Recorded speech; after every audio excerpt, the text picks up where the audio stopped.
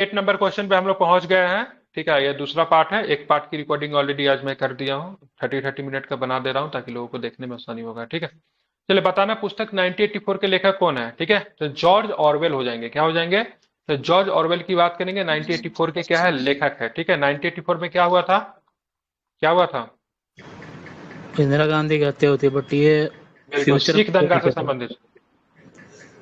ठीक। इनका इनका जन्म मोतिहारी में हुआ था। ठीक है, निम्नलिखित में से कौन अमेरिकी क्रांति की क्रांतिकारी पुस्तक कॉमन सेंस के लेखक है? ठीक है, तो थॉमस पेन लेखक है। क्या नाम है? ये ध्यान में रखिएगा। एक कॉमन सेंस बहुत ही क्रांतिकारी पुस्तक किसके लिए? तो अमेरिकी स्वतंत्रता संग्राम में इनका काफी अधिक रोल है। ठीक है, इनके लेखक कौन है? थॉमस पेन है। ठीक है, अमेरिकी क्रांति की क्रांतिकारी पुस्तिका कॉमन सेंस के लेखक थॉमस पेन थे। ध्यातव्य है कि अमेरिकी क्रांति का औपनिवेशिक विद्रोह था जो 1776 से 1783 के मध्य हुआ। 13 अमेरिकी कॉलोनियों ने ब्रिटिश से स्वतंत्रता प्राप्त करके संयुक्त अमेरिका की स्थापना की। अमेरिकी क्रांति 1783 के पेरिस की संधि के साथ समाप्त होता है। 1783 में कौन सी होती है? पेरिस की संधि समाप्त होता है। अमेरिकी स्वतंत्रता संग्राम में बात करेंगे तो विद्रोही सेना का नेतृत्व कौन कर रहे थे? तो ध्यान रखें, जॉर्ज वाशिंगटन कर रहे थे। ब्रिटिश सेना का नेतृत्व कौन कर रहे थे?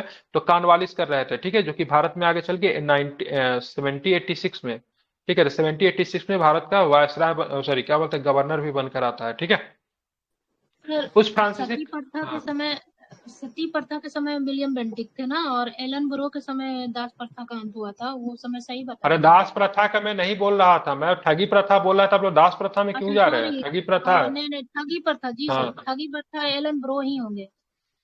ठीक है, नहीं नहीं, एलन चलिए। ब्रो कैसे होगा? विलियम ठगी बेंटिक प्रथा होना चाहिए। किस हुआ ठगी था? प्रथा के समय सर बैतिक में होगा ठगी प्रथा, और सती 1830 में प्रथा ठगी मिला प्रथा जुला है। ठीक एक है, ही था। विलियम हम्म। बेंटिक ही होगा। ठीक है, सही से चेक कर लीजिए। उस फ्रांसीसी क्रांतिकारी के नाम बताइए जिसने declaration of the rights of women and female citizen लिखी गई थी। साथ ठगी को लेकर एक्ट वगैरह बाद में आया था, उस समय भले एलन वोरो हो सकते हैं। ठीक है, लेकिन जब अंत की बात करेंगे तो विलियम बेंटिक ने, ठीक है, कर्नल स्लिमिन की सहायता से ठगी प्रथा को अंत किया था। ठीक है, ओके जी सर, सही है सही है। ध्यान रखेंगे बाद में सर एक्ट वगैरह आया था ठगी को लेकर, सर बाद में हो सकता है। ठीक है, तो उस फ्रांसीसी क्रांतिकारी का नाम बताया जिसने declaration of the rights of women and female citizen लिखी थी? Olympe de Gouges. Declaration of rights of women and female citizen की रचना ओलिम्पे दी गूजे नामक फ्रांसीसी क्रांतिकारी ने की थी। उल्लेखनीय है कि सोशल कॉन्ट्रैक्ट नामक पुस्तक की रचना फ्रांसीसी दार्शनिक रूसो ने की थी। पूछा जाता है सोशल कॉन्ट्रैक्ट, बताना द सोशल कॉन्ट्रैक्ट की रचना किसने की थी? तो ध्यान रखें किसने की थी? तो रूसो ने की थी। कुछ पुस्तक है उनके बारे में हम लोग देख लेते हैं। सोशल कॉन्ट्रैक्ट के लेखक है रूसो है। Essay on the manners of nation, ठीक है, essay on the manners of nation की बात कर वाल्टेयर है। ठीक है, अ लेटर कंसर्निंग टॉलरेशन के लेखक की बात करें जॉन लॉक है। Element of law natural and politics के लेखक ने हॉब्स है। ठीक है, ये काफी महत्वपूर्ण है। और जब आपका हिस्ट्री ऑप्शनल वगैरह रहेगा ना, जिनका भी हिस्ट्री ऑप्शनल रखने का विचार है, तो उसमें इस पुस्तक के लेखक के नाम खूब पूछता है। ठीक है, हो सकता है 5-6 किताब यहाँ पे दिया हुआ है ना, सेम टू सेम उठा के पूछ दे। ठीक है, क्योंकि जिनका ऑप्शनल हिस्ट्री रहेगा उसमें वर्ल्ड हिस्ट्री पूछा जाता है और कुछ विदेशी लेखक की किताब का नाम पूछ दिया जाता है। तो एक बार मैं फिर से रिपीट कर दे रहा हूँ। रूसो की बात करेंगे तो ध्यान रखना है द सोशल कॉन्ट्रैक्ट। वॉल्टेयर की बात करेंगे essay on the manners of nations. उसके बाद बात करेंगे ए लेटर कंसर्निंग टॉलरेशन की बात की जॉन लॉक है। Element of the law, element of law and natural and politic की बात करेंगे हॉब्स है। ठीक है, निम्नलिखित में से चार्ल्स डिकेंस द्वारा लिखे गए एक उपन्यास को पहचाने जिसमें गरीबों पर औद्योगिकरण के प्रभाव पड़ने वाले प्रतिकूल प्रभाव की समालोचना की गई है। तो इसका नाम क्या है? तो hard times, creating a nation, कोटियर, द डे बिफोर अमेरिका। ठीक है, इसके लेखक कौन है? तो ध्यान रखेंगे तो इसका क्या है? हार्ड टाइम्स है। ठीक है, तो चार्ल्स डिकेंस द्वारा लिखा गया उपन्यास हार्ड टाइम्स में गरीबों पर औद्योगिकरण के कारण पड़ने वाला प्रतिकूल प्रभाव की समालोचना की गई है। बताना है आगे। ठीक है, demand polity and command, demand polity and command polity किससे संबंधित है? तो ध्यान रखेंगे तो लॉयड आई रुडोल्फ तथा सुजान ए रुडोल्फ। ठीक है, तो इनसे संबंधित है। लेखक है इनके, किनके लेखक है? डिमांड पॉलिटी तथा कमांड पॉलिटी के लेखक कौन है? तो लॉर्ड आई रुडोल्फ और सुजान एच रुडोल्फ। ठीक है, ध्यान रखें डिमांड पॉलिटी और कमांड पॉलिटी का संबंध अमेरिकी लेखक लॉयड आई रुडोल्फ और इनकी पत्नी सुजान एच रुडोल्फ से संबंधित है। सत्यार्थ प्रकाश का तो आप लोग बता ही देंगे, बताने की जरूरत नहीं। क्या होंगे? स्वामी दयानंद सरस्वती। ठीक है, ध्यान रखेंगे। ठीक है, और 1875 में उन्होंने आर्य समाज की स्थापना किया था। उन्होंने वेदों का अनुवाद किया। सत्यार्थ प्रकाश वेद भाव से भूमिका, वेदों पे एक परिचयात्मक टीका आदि पुस्तकों की रचना की। ठीक है, इनका जन्म कब हुआ था? 1824 में हुआ था। बचपन का नाम क्या था? मूलाशंकर था, जो कि इनका मूल नाम था। ठीक है। हाँ, इनमें से किस प्रख्यात समाज सुधारक ने ज्ञान योग, कर्म योग तथा राजयोग नामक पुस्तक लिखी थी? तो स्वामी विवेकानंद ने लिखी थी। ठीक है, तो स्वामी विवेकानंद जी ने ज्ञान योग, कर्म योग, राजयोग नामक पुस्तक लिखी थी। इसको आपको ध्यान में रखना है। इनका जन्म दिवस 12 फरवरी को राष्ट्रीय 12 जनवरी को राष्ट्रीय युवा दिवस के तौर पे भी हम लोग मनाते हैं। ठीक है, इनका मूल नाम क्या था? इनका मूल नाम नरेंद्र नाथ दत्त जो था, इनका मूल नाम था। Lecture from Colombo to Almora निम्नलिखित में से किस एक के अनुभवों पर आधारित है? तो ध्यान रखिएगा, स्वामी विवेकानंद हो जाएंगे। ठीक है, lectures from Almora to Colombo की बात की, स्वामी विवेकानंद जी के भाषाओं, उनके टिप्पणी पे आधारित है, ध्यान में रखेंगे। और ये जो है ध्यान रखेंगे, भाषाओं का संकलन है, भाषणों का संकलन है, भाषा नहीं, सॉरी। आज स्वामी विवेकानंद जी से संबंधित है, ये भी आपको ध्यान में रखना है। ठीक है, इसे आधुनिक भारत का अधिकार पर चार्टर ऑफ मॉडर्न इंडिया कहा जाता है। ठीक है, ध्यान में रखना है। आप देखेंगे, आप निम्नलिखित में से किसने बाइबल पे एक टिप्पणी लिखी थी? ठीक है, तो किसने लिखी थी? तो सर सैयद अहमद खान ने लिखी थी। ठीक है, हालांकि सर इसने बाइबल पे टिप्पणी आपका राजा राम मोहन राय ने भी लिखी थी। ठीक है, प्रसिद्ध शिक्षा शास्त्री, विद्वान एवं इस्लामिक सुधारक सर सैयद अहमद खान ने बाइबल पे एक टिप्पणी लिखी। इन्होंने मुसलमानों को आधुनिक शिक्षा से जोड़ने का प्रयास किया। इसके लिए उन्होंने 1875 में मोहम्मदन एंग्लो ओरिएंटल कॉलेज की स्थापना की, जो 1920 में अलीगढ़ मुस्लिम विश्वविद्यालय बन गया। ठीक है, उन्होंने 1857 के विद्रोह पे, ठीक है, कॉजेज ऑफ इंडियन म्यूटिनी नामक पुस्तक लिखी थी। ठीक है, ध्यान में रखना है, causes of Indian mutiny. Bharat के स्वदेशी आंदोलन के दौरान लिया गया गीत अमार सोनार बंगला ने बांग्लादेश को उसकी स्वतंत्रता संग्राम में प्रोत्साहन किया और इसे बांग्लादेश के राष्ट्रीय गान के रूप में अपनाया। यह गीत किसने लिखा था? ये गीत जो था रविंद्रनाथ टैगोर जी ने लिखा था। ठीक है, 1913 में इनको नोबेल पुरस्कार दिया गया। किनके लिए दिया गया? तो गीतांजलि के लिए दिया गया। ठीक है, ये एशिया के प्रथम नोबेल पुरस्कार विजेता भी है। ठीक है, और किस क्षेत्र में मिला था? तो गीतांजलि के लिए साहित्य में मिला गया था। बनफुल की बात करेंगे, करी और कोमल, मानसी, उर्वशी, कनिका, पूर्वी, महुआ, भोलानाथ आदि इनकी मुख्य काव्य कृतियां। 1921 में उन्होंने विश्व भारती नामक संस्था की स्थापना की, जो आगे चल के कला, साहित्य और संस्कृति का महत्वपूर्ण केंद्र बन गया। विश्व भारती को यूनेस्को के सांस्कृतिक धरोहर की सूची में शामिल किया गया है या फिर नहीं किया गया है? किया है सर। ठीक है, तो ध्यान रखिएगा, किया गया है। ठीक है, आप देखेंगे जनगण मन को सर्वप्रथम कब गाया गया था? तो ध्यान में 27 दिसंबर 1911 को कलकत्ता अधिवेशन में गाया गया था। उस अधिवेशन की अध्यक्षता कौन कर रहे थे? बिशन नारायण धर क्या? 1911 वाला ध्यान रखेंगे, तो क्या नाम था? बिशन नारायण धर। ठीक है, ध्यान रखें, कलकत्ता अधिवेशन ध्यान में रखना है। अब देखें, यहाँ पे कुछ प्रश्न है जो कि पूछा जा सकता है। तो रविन्द्रनाथ टैगोर ने जनगण मन को सर्वप्रथम 27 दिसंबर 1911 को भारतीय राष्ट्रीय कांग्रेस के कलकत्ता अधिवेशन में गाया था। यह भारत का राष्ट्रगान है। इसे मूलतः बंगाली में लिखा गया था, जिससे बाद में आबिद अली ने हिंदी एवं उर्दू में अनुवाद किया था। तो किसने हिंदी एवं उर्दू में किसने किया था? आबिद अली ने। ठीक है, 24 जनवरी 1950 को 24 जनवरी 1950 को भारत का राष्ट्रगीत मिलता है, भारत को राष्ट्रगान मिलता है, और साथ में भारत को क्या मिलता है? तो भारत को राष्ट्रपति भी मिल जाते हैं 24 जनवरी 1950 को। अब चलेंगे रविन्द्रनाथ टैगोर के विषय में निम्नलिखित में से कौन सा कथन की बात करेंगे तो असत्य है? उन्होंने प्राचीन भारत और उनकी संस्कृति का गौरवगान किया। उन्होंने शिवाजी और गुरु गोविंद सिंह को राष्ट्र निर्माता के रूप में देखा। उनके अनेक गीतों में मराठों स्वदेशी आंदोलन के आर्थिक पक्ष का समर्थन किया। तो ध्यान रखिएगा, सी वाला स्टेटमेंट की बात करेंगे तो उनका गलत है। ठीक है, उन्होंने प्राचीन भारत उनकी संस्कृति का गौरवगान की, तो ठीक है। उन्होंने शिवाजी और गुरु गोविंद सिंह को राष्ट्र निर्माता के रूप में देखा। उनके अनेक गीतों में मराठों की बहादुरी का खंडन है, बिल्कुल ठीक है, ये मतलब गलत है ये। उन्होंने स्वदेशी आंदोलन के आर्थिक पक्ष का भी समर्थन किया, ये भी ठीक है। अब रविन्द्रनाथ टैगोर जी के बारे में थोड़ा हम लोग जान लेते हैं, क्योंकि प्रश्न पूछा जाता है। जन्म की बात करेंगे, 1861 में हुआ था, कलकत्ता के प्रसिद्ध जमींदार परिवार में हुआ था। इनके पिताजी थे द्वारकानाथ टैगोर, जिन्होंने लैंड होल्डर सोसाइटी की स्थापना की थी 1838 में। प्रसिद्ध जमींदार थे। ठीक है, लैंड होल्डर सोसाइटी जो थी जमींदारों के हित की बात करती थी। ठीक है, ध्यान में रखेंगे।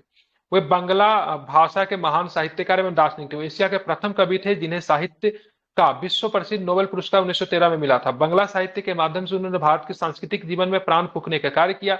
उन्होंने प्राचीन भारत की गौरवशाली संस्कृति की अविरलता एवं उनके मानवीय पक्ष को अपने लेखन के केंद्र में रखा। अपनी कविताओं के माध्यम से शिवाजी एवं गुरु गोविंद सिंह को राष्ट्र निर्माता के रूप में वर्णित किया तथा मराठा बहादुरी की भूरी भूरी प्रशंसा की। इस तरह स्वदेशी आंदोलन के दौर में गांव में रचनात्मक कार्यक्रम की रूपरेखा प्रस्तुत की। उन्होंने आत्मशक्ति आंदोलन के माध्यम से राष्ट्रीय शिक्षा प्रणाली, स्वदेशी उद्योग एवं ठीक है ग्रामीण आर्थिक ढांचा निर्मित करने का भी आह्वान किया। इस तरह उन्होंने स्वदेशी आंदोलन के आर्थिक पक्ष का समर्थन किया। Poverty and un British rule India नामक पुस्तक किस वर्ष प्रकाशित की गई थी? पुस्तक 1901 में प्रकाशित की गई थी। ठीक है, लिखा गया किनके द्वारा था? दादा भाई नौरोजी के द्वारा लिखा गया था। भारत के आरंभिक राष्ट्रवादियों में दादा भाई नौरोजी जी का महत्वपूर्ण स्थान है। इन्हें क्या बोलते थे? इन्हें grand old man of India के नाम से जाना जाता है। 1901 में प्रकाशित poverty and un British rule India इनकी सबसे प्रसिद्ध ठीक है क्या थी? पुस्तकें थी। दादा भाई नौरोजी कांग्रेस के 3 बार अध्यक्ष भी रहे। कब बने थे? तो 1886 में बने थे। और कब बने थे? 1893 और 1906। ठीक है ना, यही है ना, 86, 93, 6। ठीक है, ध्यान में रखना। हाँ सर। अब आगे चलते, आगे देखेंगे प्रश्न। Poverty and British rule India के लेखक कौन है? तो क्या बताएंगे? नौरोजी। बिल्कुल, तो ध्यान रखेंगे पुस्तक poverty and British rule India के लेखक की बात करें क्या होगा? दादा भाई नौरोजी। ठीक है, इसको आपको ध्यान में रखना है। ठीक है, महात्मा गांधी की निम्नलिखित में से किस एक कृति ने आधुनिक मशीनोमुखी सभ्यता की आलोचना की? मतलब किसी आधुनिक जो मशीनोमुखी सभ्यता, जिसका मतलब मॉडर्नाइज जो है, मशीन ओरिएंटेड सिविलाइजेशन की बात की, जिसमें मशीनों की तरफ बहुत झुकाव, उसमें हिंद स्वराज में। ठीक है, हालांकि उन्होंने हिंद स्वराज में लिखा था, देखिए भारत में मशीनीकरण के पक्ष में नहीं, लेकिन अमेरिका में अगर मशीनीकरण अगर हो रहा है तो कुछ गलत नहीं हो रहा है। ठीक है, तो भारत में मशीनीकरण के खिलाफ थे, लेकिन अगर अमेरिका में अगर मशीनीकरण हो रहा है तो उनके ये समर्थक भी थे। ठीक है, ये जब लंदन से जब दक्षिण अफ्रीका जब जा रहे थे 1909 में, तो इन्होंने जहाज में इनकी रचना कर दी थी। ठीक है, लंदन से दक्षिण अफ्रीका लौटते हुए हिंद स्वराज की रचना की मूल रूप से गुजराती में लिखी गई। ठीक है, गांधी जी की प्रथम पुस्तक थी। इस पुस्तक में आधुनिक मशीनोमुखी सभ्यता की आलोचना की गई।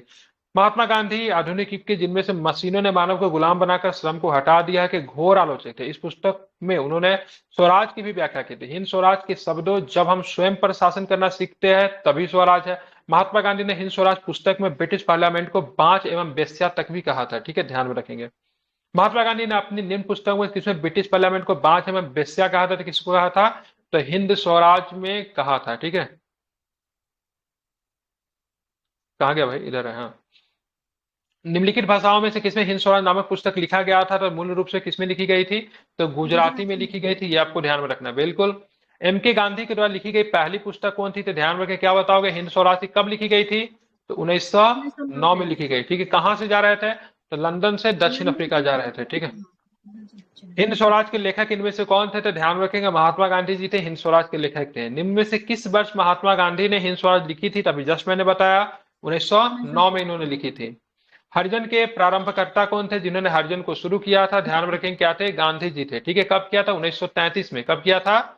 1933 में इन्होंने हरिजन को प्रारंभ किया था। ध्यान में रखना।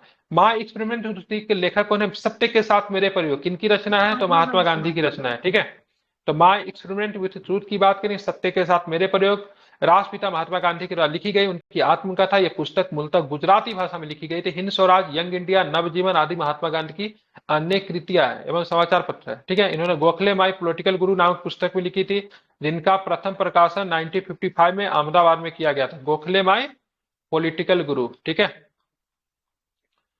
गोखले माई पॉलिटिकल गुरु पुस्तक किसने लिखी थी? ध्यान रखेंगे, एम के गांधी ने लिखी थी। हालांकि इनका प्रकाशन इनके मरने के बाद 1955 में हुआ था। ठीक है, महात्मा गांधी की अपनी आत्मकथा मूल रूप से लिखी गई थी, किसमें लिखी गई थी? गुजराती भाषा में लिखी गई थी। ये भी आपको ध्यान में रखना है। इनमें से कौन अंग्रेजी में अनुदित प्राचीन भारतीय धार्मिक ठीक है गीति काव्य सॉन्ग्स फ्रॉम प्रिजन से संबंध है? ठीक है, तो ध्यान में रखेंगे, मोहनचंद करमचंद गांधी, एम के गांधी। ठीक है, मोहनचंद करमचंद गांधी, महात्मा गांधी ने पूना की यरवदा जेल में प्राचीन धार्मिक ठीक है गीति काव्य की रचना की, जिसे सॉन्ग्स फ्रॉम प्रिजम के नाम से अंग्रेजी में 1934 में ठीक है जॉन एस हॉलैंड ने अनुदित कर प्रकाशित किया। महात्मा गांधी द्वारा रचित प्रमुख पुस्तकों में हिंद स्वराज एवं सत्य के साथ मेरे प्रयोग है। पंडित जवाहरलाल नेहरू की रचनाएं letters from a father to daughter, ये अल्मोड़ा जेल से लिखते थे, अपने डॉटर को लिखते थे। इंदिरा गांधी को लिखते थे letters from a father to daughter. ठीक है, एन ऑटोबायोग्राफी की बात करेंगे, डिस्कवरी ऑफ इंडिया, ध्यान रखना है, डिस्कवरी ऑफ इंडिया इनका है नेहरू जी का। रीडिस्कवरी ऑफ इंडिया की बात करें, मेघनाथ देसाई का है। ठीक है, अब आते हैं, बात करेंगे बाल गंगाधर तिलक की रचना है, तो the Arctic home in the Vedas की बात करें, गीता रहस्य हो गया, द ओरियन की बात करेंगे। सरोजिनी नायडू का ये पुस्तक कई बार पूछा जाता है, द गोल्डन थ्रेशोल्ड। ठीक है, अब बर्ड ऑफ टाइम्स की बात करेंगे, द ब्रोकन विंग भी कई बार पूछा गया, ये भी ध्यान रखें। जॉन मिल्टन की पुस्तक की बात करेंगे, पैराडाइज फाउंड है। ध्यान में आपको रखना है। निम्नलिखित कृतियों में से बीजी तिलक के द्वारा नहीं लिखी गई, तो पैराडाइज फाउंड की बात करेंगे मिल्टन के द्वारा लिखी गई थी। Gita Rahasya, the arctic home in the Vedas और द ओरियन की बात करेंगे, सबके सब तिलक जी के द्वारा लिखी गई थी। यह भी आपको ध्यान में रखना चाहिए। निम्नलिखित में किसी आर्यों के आदि देश के बारे में लिखा था, किसने लिखा था? बाल गंगाधर तिलक ने। आर्टिक होम थ्योरी जो था इन्हीं के द्वारा दिया गया था, ध्यान रखेंगे, ठीक है। तिलक ने लिखा कि आर्यो ऋग्वेद की रचना सप्तसंदव प्रदेश में किया था। श्री भगवत गीता की रचना तिलक ने मांडले जेल में की थी, यह भी आपको ध्यान में रखना है, ठीक है। तो श्रीमद् भागवत गीता रहस्य की रचना तिलक ने मांडले जेल में की थी, जब उनको 1906 से लेके 1906 से 14 नहीं 1908 से 14 है कि 6 से 14 है? 1908 से 14 होगा, नहीं, 6 वर्षों के लिए जब इनको कैद किया गया था तब। श्रीमद् भगवत गीता रहस्य के लेखक कौन है? तो बता ही दोगे आप, बाल गंगाधर तिलक ही होंगे, ठीक है। बताना निम्नलिखित में से कौन सी पुस्तक तिलक ने लिखी, ठीक है। तो गीता रहस्य की बात करेंगे तो तिलक जी के द्वारा लिखा गया पुस्तक है, इसको आपको ध्यान में रखना है। अनहैप्पी इंडिया की बात करेंगे तो ध्यान रखें, गलत है। अनहैप्पी इंडिया की बात करें कौन हो जाएंगे? लाला लाजपत राय हो जाएंगे, ठीक है। बाल गंगाधर तिलक नहीं होंगे।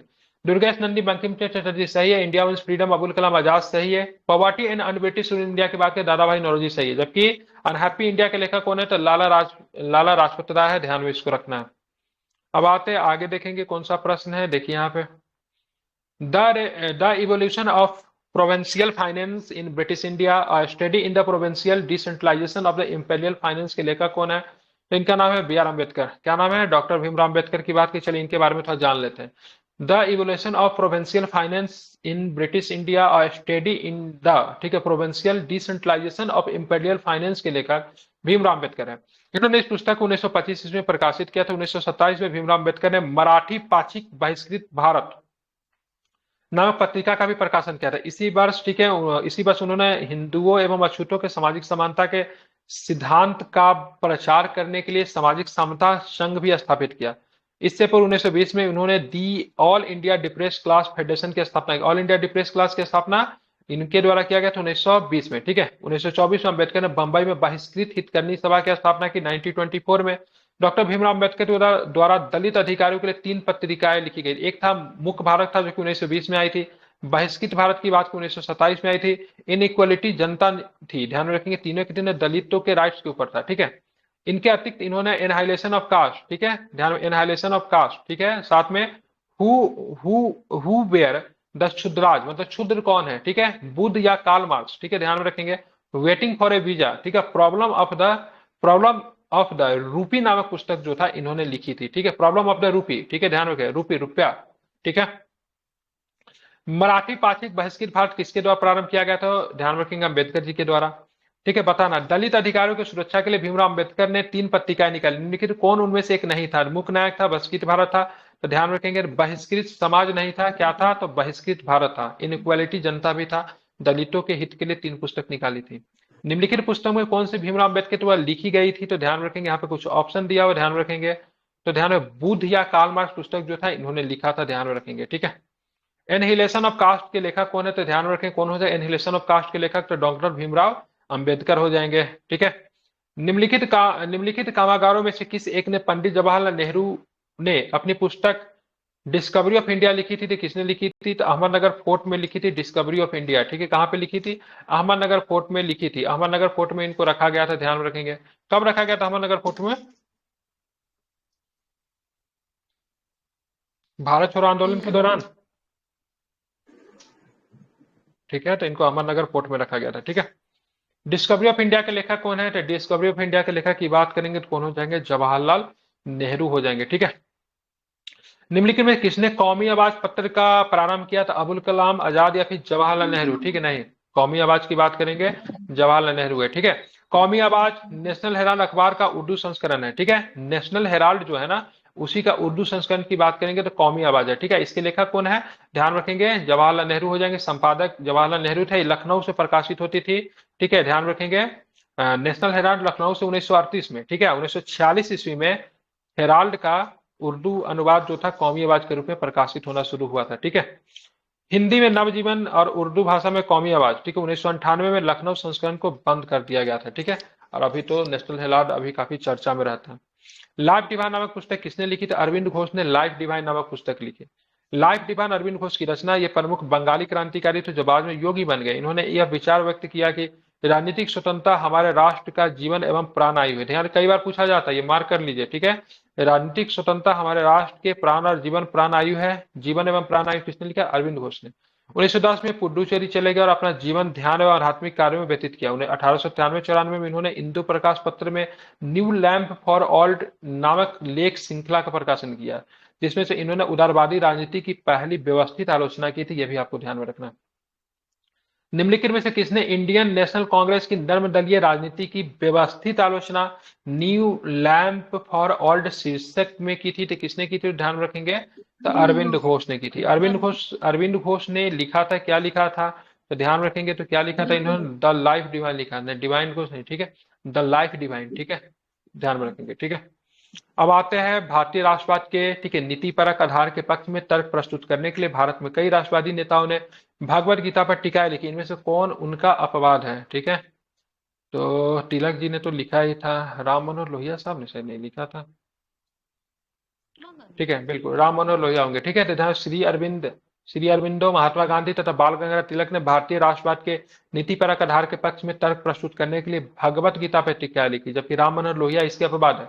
इन्होंने समाजवादी पार्टी की स्थापना की थी। इनकी प्रमुख रचना अंग्रेजी हटाओ तथा हिंदू बनाम हिंदू है, ठीक है, हिंदू बनाम हिंदू, अंग्रेजी हटाओ, ठीक है, किनका है, तो ध्यान रखेंगे, तो राम मनोहर लोहिया, ठीक है, हाँ बिल्कुल, सोशलिस्ट पार्टी के वन ऑफ द फाउंडर थे। और ये जो आपका ये जो आंदोलन जो चला जयप्रकाश नारायण भारत छोड़ो आंदोलन में, उनके भी समूह में थे ये। गुलामगिरी की पुस्तक के लेखक बताइए, गुलामगिरी। ज्योतिबा फुले सर। ज्योतिबा फुले, ठीक है, ध्यान रखेंगे। क्या था, कितने क्वेश्चन है इसमें, कितने क्वेश्चन है टोटल किताब वाले में, किन्होंने चेक किया है क्या? तो देख के बताइए, ठीक है। गुलामगिरी पुस्तक के लेखक की बात करेंगे, महात्मा ज्योतिबा फुले थे। महात्मा ज्योतिबा फुले का जन्म 1827 में पुणे में हुआ था। एक महान समाज सुधारक थे। इन्होंने अपनी पुस्तक गुलामगिरी को मुक्त दासों के लिए, ठीक है, अंग्रेजी आंदोलन को समर्पित किया। इन्होंने अमेरिका में, ठीक है, काले गुलामों की स्थिति में भारत में निचली जातियों के साथ जोड़ा था। इनकी वाइफ का भी नाम था, क्या था, जो कि बहुत बड़ी समाज सुधारक थी, क्या नाम था उनका? सावित्री बाई फुले, ठीक है। सारे जहां से अच्छा हिंदुस्तान हमारे किसने लिखा था, ध्यान रखेंगे, तो क्या नाम था, तो ध्यान रखें, मोहम्मद इकबाल, ठीक है, मोहम्मद इकबाल ने क्या लिखा था, सारे जहां से अच्छा हिंदुस्तान हमारे, ठीक है, ध्यान में मोहम्मद इकबाल है। लेकिन बाद में व्यक्ति के विचार बदल गए और पाकिस्तान की मांग करने लगा ये, चलिए ध्यान रखना है, ठीक है। उसके बाद मोहम्मद इकबाल की बात के बंदा बांगे दर्रा, ठीक है, बाल ए जाबरिल, ये सारे पुस्तक मोहम्मद इकबाल के द्वारा ही लिखे गए। निम्नलिखित में से कौन कांग्रेस के आधिकारिक इतिहास के रचयिता थे? पट्टाभी सीतारमैया, ठीक है, बहुत बेहतरीन क्वेश्चन है। तो कांग्रेस के आधिकारिक इतिहास के रचयिता कौन थे? तो पट्टाभी सीतारमैया। इसको आपको ध्यान में रखना, इंपॉर्टेंट है, ठीक है। इनका पुस्तक नाम है कांग्रेस का इतिहास, ठीक है, पट्टाभी सीतारमैया, ध्यान में। बम का दर्शन, फिलोसफी ऑफ बम, ठीक है, भगवती चरण बोहरा, क्या हो जाएगा, फिलोसफी ऑफ बम की बात करेंगे तो भगवती चरण बोहरा, ठीक है, ध्यान में रखेंगे, ठीक है। बात करेंगे बम का दर्शन लेख की रचना हिंदुस्तान सोशलिस्ट रिपब्लिक एसोसिएशन के प्रमुख क्रांतिकारी भगवती चरण बोहरा, यशपाल एवं शिव वर्मा के द्वारा की गई थी। यह लेख गांधी जी के द्वारा क्रांतिकारियों के हिंसक गतिविधियों के विरोध में लिखे गए लेख कल्ट ऑफ बम के जवाब में लिखा गया, ठीक है। गांधी जी ने क्या लिखा था, कल्ट ऑफ बम, तो इन्होंने लिखा था फिलोसफी ऑफ बम, ठीक है। उल्लेखनीय है कि हिंदुस्तान सोशलिस्ट रिपब्लिकन एसोसिएशन के प्रमुख सदस्यों में चंद्रशेखर आजाद, भगत सिंह, भगवती चरण बोहरा, यशपाल सिंह, शिव प्रसाद वर्मा, छबिल दास आदि थे, ठीक है। इनमें से किसने फिलोसफी ऑफ द बॉम्ब लिखी थी, ध्यान में रखेंगे, तो भगवती चरण बोहरा ने लिखी थी। फिलोसफी ऑफ द बॉम्ब पुस्तक लेखकों में से एक लेखक इनमें से कौन है, ठीक है, तो ध्यान रखेंगे कौन है, यशपाल साहब भी थे इसमें शामिल, क्योंकि 2-3 थे ना, यशपाल साहब थे, ठीक है, उसके बाद कौन थे, भगवती चरण बोहरा थे, यशपाल थे, शिव वर्मा भी थे, ठीक है। किसान क्या करे, स्वामी सहजानंद सरस्वती, ध्यान रखेंगे कि कब पूछा गया था, इस 65वें बीपीएससी में पूछा गया था, ठीक है। स्वामी सहजानंद सरस्वती भारत के राष्ट्रवादी नेता, स्वतंत्रता संग्राम सेनानी थे। वे भारत में किसान आंदोलन के जनक थे। इनका जन्म 1889 में गाजीपुर जिला में तथा मृत्यु 1950 में पटना में हुआ था। इन्होंने ऑल इंडिया किसान सभा की स्थापना भी की थी, ध्यान रखेंगे। और इनके द्वारा लिखित पुस्तक, ठीक है, कर्म कलाप और गीता रहस्य, क्रांति और संयुक्त मोर्चा, किसान कैसे लड़ते हैं, किसान क्या करे, झारखंड के किसान, मेरा जीवन संघर्ष, सारे प्रमुख पुस्तक है, ठीक है। इंपेरियल गजेटियर, ठीक है, इंपेरियल गजेटियर के संकलनकर्ता कौन है? विलियम विलियम्स हंटर या फिर चार्ल्स सीरियट हंटर होंगे सर। क्या नाम था उनका? हंटर, ठीक है। तो विलियम विल्सन हंटर उच्च कोटि के शिक्षाविद, हंटर कमीशन भी बना था ना, ठीक है। ग्रंथकार एवं संख्याविद, इन्होंने भारत के संख्यांकी अंकेक्षण का प्रबंधन किया। 1875-77 के बंगाल का संख्यांकी विवरण 20 खंडों में प्रकाशित किया। इनके साथ ही इन्होंने 23 खंडों की, ध्यान में रखेंगे, बाली इंपेरियल गजेटियर ऑफ इंडिया का भी प्रकाशन किया था। इनकी अध्यक्षता में एक शिक्षा आयोग हंटर कमीशन रिपन के समय में 82-83 में बनाया गया था। अरे बोले कितना क्वेश्चन है, किसी ने चेक नहीं किया क्या? 77 क्वेश्चन है सर। 227 कितना? 227 227। हाँ हाँ ठीक है, तो अभी इसको लास्ट करूंगा, ठीक है, 110 पे जाके। निम्नलिखित में से कौन सी पुस्तक, ठीक है, 227 का था, कितना होगा? 114 करवा देता हूँ, ठीक है।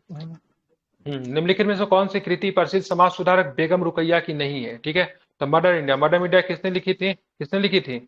कैथरीन मेयो ने लिखी थी। किसने लिखी थी मदर इंडिया? कैथरीन मेयो ने, ठीक है। बाकी देखा है, हम 9 दिसंबर 1880 को पश्चिम बंगाल में जन्म बेगम रुकैया की प्रसिद्ध रचना है पिपासा, मोतीचूर, ठीक है, पद्मारग, सुल्तानास ड्रीम, ठीक है, स्त्री जातिर, अबोनिथी, ठीक, अर्धांगिनी, गृह आदि, जबकि मदर इंडिया कैथरीन मेयो की रचना है। बताना है निम्नलिखित अंग्रेजों में से कौन था जिसने सर्वप्रथम भगवत गीता का अंग्रेजी अनुवाद किया था? क्या नाम था? चार्ल्स विल्किंसन, ठीक है। चार्ल्स विल्किंसन नाम ध्यान में रखेंगे। वारेन हेस्टिंग्स के शासनकाल में जो श्री भगवत गीता, जो महाभारत में युद्ध में कृष्ण द्वारा अर्जुन को दिए गए उपदेशों का संग्रह, हिंदुओं का प्रसिद्ध धार्मिक ग्रंथ है।